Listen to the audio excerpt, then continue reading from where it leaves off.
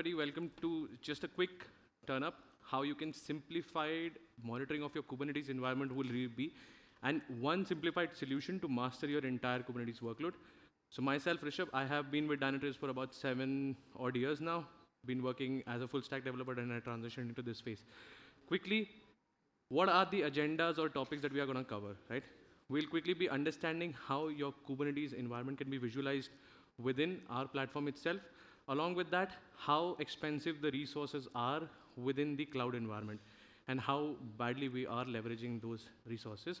Then developers spend most of their time fixing security issues, how we can identify and fix those issues in real time quickly without having to spend much more time.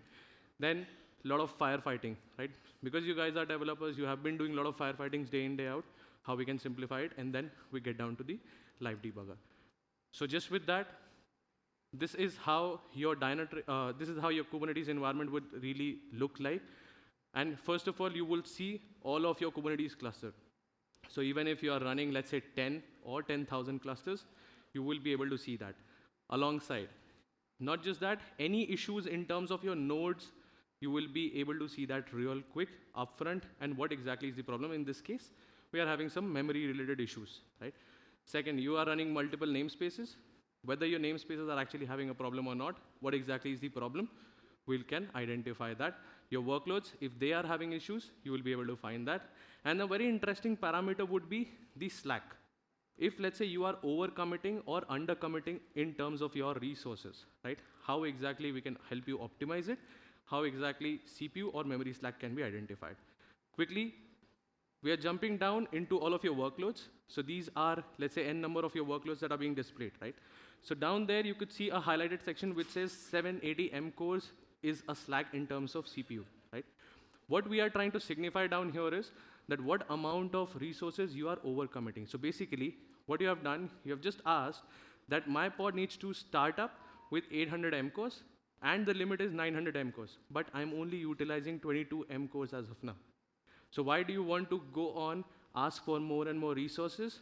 Because in-cloud resources are too expensive, my friends, right? So that's where one of the cases which you can optimize in real time quickly without having to do much of a thing. Second section, how about if I correlate all of these resources related problem with your application and pods, right? So this is one such alert. You can call it as an alert, you can call it as an incident or an event that we are upfront telling you that there is a problem within your cluster. Your pods are going into a back-off error. What kind of a back-off error it is, where exactly it is happening, which is your cluster, which is that namespace, which is that workload, and alongside whether that's an image pull back-off or a crash loop back-off error, right? Let's say that's also okay. I'll be getting it in my Kubernetes events, right? We don't want you to struggle and log into your cluster every now and then, right? Without even having to log into your clusters, you will be getting all of the events, and you will be able to correlate that, yes, there is a pod called as randomizer, and that particular pod is going into crash loop back-off error. Why is it really going into crash loop back-off error? Ideally, you would have done kubectl describe pod and then the pod name and the namespace, right? You don't have to do that anymore to get the answers. In the UI itself, you will be able to see that there are memory issues, and that links me back to why optimizing your resources is really important in Kubernetes. Another thing, what is this 19 all about, right? So I'm just showcasing 19%. As a developer, how much amount of time you spend on a weekly basis in order to fix your security and compliance related problems, right? With all of the changes that you do on a weekly or a daily basis, this is the time that you spend. How about if I tell you that you can fix all of your compliance and security related problems upfront before even releasing into productions?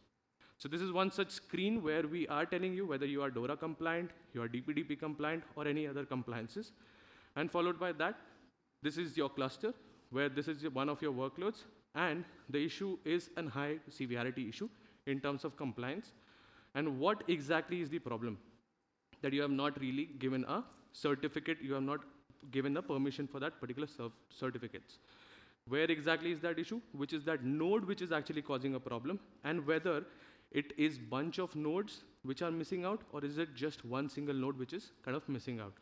Let's say you need more information on these resources, you can straight away jump down to links that will help you understand how I can fix all of these issues.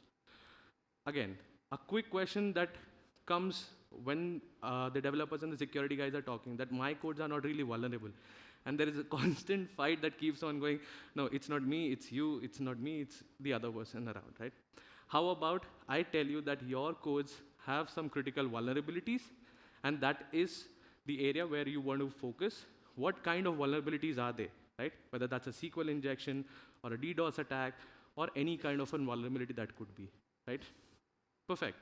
That there is a SQL injection, but at least help me understand how I can fix it, right? This is your vulnerable piece of code that you have written within your application.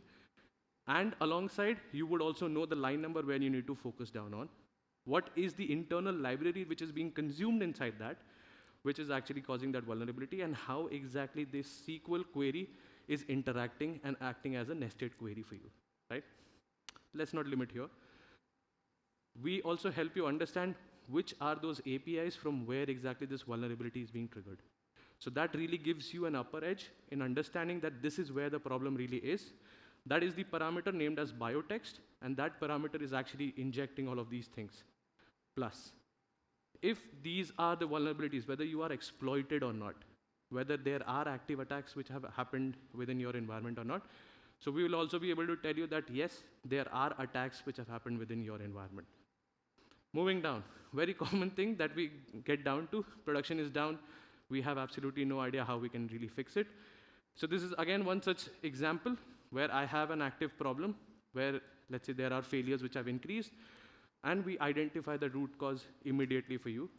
The next screen will tell you where exactly that root cause is, and starting here, which cluster it is, which namespace, which workloads, and which Kubernetes services you are having these failures on, right? With that, I can help you understand what is the exact reason behind that failure, what exception really arised, and on top of it, which piece of code or which line it is. Let's amplify this even further. Now you can connect our own platform with your IDEs. Let's say you are using IntelliJ, you are using VS Code or any other platforms. The minute you integrate it, you use our plugins, you will be able to dive into your own pieces of code, and you will be able to see your own pieces of code. And this is a quick representation where I'll be showcasing this as a video, that we had this similar issue. We went down, we placed up a breakpoint the way you would do within your own IDEs to understand and debug it. And you don't have to do it within your lab environment or a debug environment or a dev environment. This is live production environment where you can debug it, you can identify what are the issues, what are the breakpoints within that particular application, right? So debugging your production environment is also made much more easier. You don't have to do anything. So that was my time, guys. And one last thing, don't forget to reach out to us on our booths. So we have a special voucher planned out for you guys if you want to try out any of these features, free of cost. You will be having a voucher sitting right outside, but I guess the vouchers are finished because we have had a swarm of people coming in. And one last thing, you can also register for one of the competitions that we are hosting that work beyond walls. So if you are working remotely, if you are working outside of the office, and we want to promote outside of the office work, then definitely you would be able to get a camping chair or a tent. So that was my time, guys. Thank you for your presence. Have a great day. Thank you, Rishabh. Thank you for sharing that. Okay. There's a small token of appreciation from our side.